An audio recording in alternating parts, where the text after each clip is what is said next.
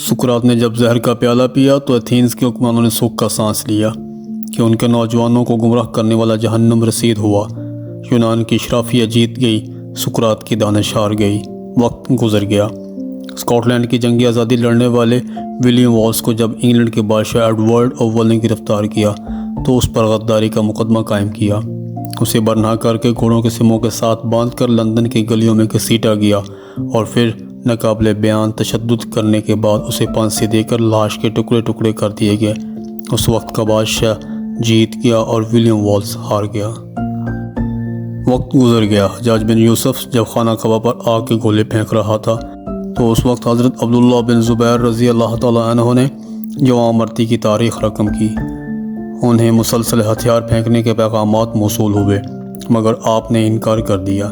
اپنی والدہ حضرت اسماء رضی اللہ تعالیٰ عنہ سے مشورہ کیا۔ انہوں نے کہا کہ اہل حق اس بات کی فکر نہیں کیا کرتے کہ ان کے پاس کتنے مددگار اور ساتھی ہیں، جاؤ تنہا لڑو اور اطاعت کا تصور بھی ذہن میں نہ لانا۔ حضرت عبداللہ بن زبیر رضی اللہ تعالیٰ عنہ نے صفاق حجاج بن یوسف کا مقابلہ کیا اور جام شہادت نوش فرمایا۔ حجاج نے آپ کا سر کاٹ کر خلیفہ عبد المالک کو بھجوا دیا اور لاش لٹکا دی۔ حجاج جیت گیا۔ حضرت اسماء رضی اللہ تعالیٰ عنہ کے پاس پہنچا اور کہا، تم نے اپنے بیٹے کا انجام دیکھ لیا؟ آپ نے جواب دیا، ہاں، تو نے اس کی دنیا خراب کر دی اور اس نے تیری عقبہ بگاڑ دی۔ عبداللہ بن زبیر ہار گئے، وقت گزر گیا۔ ابو جعفر منصور نے کئی مرتبہ امام ابو حنیفہ کو قاضی القضات بننے کی پیشکش کی مگر آپ نے ہر مرتبہ انکار کیا۔ ایک مرتبہ دونوں کے درمیان تلخی اس قدر بڑھ گئی کہ منصور خلم خلا ظلم کرنے پر اتر آیا۔ اس نے انہیں بغداد میں دیواریں بنانے کے کام کی نگرانی اور اینٹیں گننے پر مامور کر دیا۔ مقصد ان کی ہتک کرنا تھا۔ بعد ازاں منصور نے امام ابو حنیفہ کو کوڑے مارے اور اذیت ناک قید میں رکھا۔ بالآخر قید میں ہی انہیں زہر دے کر مروا دیا گیا۔ سجدے کی حالت میں آپ کا انتقال ہوا۔ نماز جنازہ میں مجمع کا حال یہ تھا کہ ہزاروں لوگ امڑ آئے۔ نماز جنازہ پڑھائی گئی۔ منصور جیت گیا اور امام ابو حنیفہ ہار گئے مگر تاریخ نے ثابت کیا کہ سقراط کا سچ زیادہ طاقتور تھا۔ امام ابو حنیفہ ہار گئے، وقت گزر گیا۔ تاریخ میں ہار جیت کا فیصلہ طاقت کی بنیاد پر نہیں ہوتا۔ یونان کی اشرافیہ سقراط سے زیادہ طاقتور تھی۔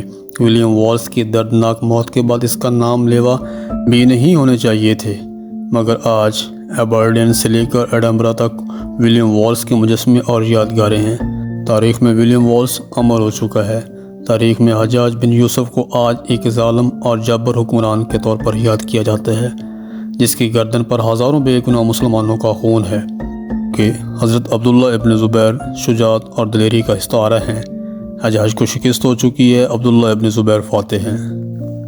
جس ابو جعفر منصور نے امام ابو حنیفہ کو قید میں زہر دے کر مروایا، اس کے مرنے کے بعد ایک جیسی 100 قبریں کھودی گئی اور کسی ایک قبر میں اسے دفن کر دیا گیا تاکہ لوگوں کو یہ پتہ نہ چل سکے کہ وہ کس قبر میں دفن ہے، اور اس کے علاوہ یہ اہتمام اس خوف کی وجہ سے بھی کیا گیا کہ کہیں لوگ اس کی قبر کی بے حرمتی نہ کریں۔ آج سے 100 سال بعد ہم میں سے کوئی بھی زندہ نہیں رہے گا۔ تاریخ ہمیں رونتی ہوئی آگے نکل جائے گی۔ آج یہ فیصلہ کرنا مشکل ہے کہ کون حق کا ساتھی ہے اور کون باطل کے ساتھ کندھا ملائے ہوئے ہے، کون سچائی کا علمبردار ہے اور کون جھوٹ کی ترویج کر رہا ہے، کون ظالم ہے اور کون مظلوم۔ ہم میں سے ہر کوئی خود کو حق اور سچ کا راہی کہتا ہے، لیکن سب اچھی طرح جانتے ہیں کہ ہم اس منزل سے کہیں دور بھٹک رہے ہیں۔ جب مورخ ہمارا احوال لکھے گا تو وہ ایک ہی کسوٹی پر سب کو پرکھے گا، مگر افسوس کہ اس وقت تاریخ کا بے رحم فیصلہ سننے کے لیے ہم میں سے کوئی بھی موجود نہیں ہوگا۔ سو آج ہم جس دور سے گزر رہے ہیں کیوں نہ خود کو دیکھ لیں کہ کہیں ہم یونانی اشرافیہ کے ساتھ تو نہیں کھڑے جنہوں نے سقراط کو زہر کا پیالہ تھما دیا تھا، کہیں ہم حجاج کی طرح ظالموں کے ساتھ تو نہیں کھڑے، کہیں ہم امام ابو حنیفہ پر کوڑے برسانے والوں کے ساتھ تو نہیں کھڑے۔ اس سوال کا جواب تلاش کر کے خود کو غلطی پر تسلیم کرنا بڑے ظرف کا کام ہے جس کی آج کل شدید کمی ہے۔ وقت گزر ہی جاتا ہے، دیکھنا صرف یہ ہے کہ کس باز ضمیر نے وہ وقت کیسے گزارا۔ آخر میں دعائے اللہ رب العزت سے کہ ہمیں حق کو حق دکھائے اور اس کی پیروی کرنے کی توفیق عطا فرمائے، اور باطل کو باطل دکھائے اور اس سے بچنے کی توفیق عطا فرمائے۔ آمین یا رب العالمین۔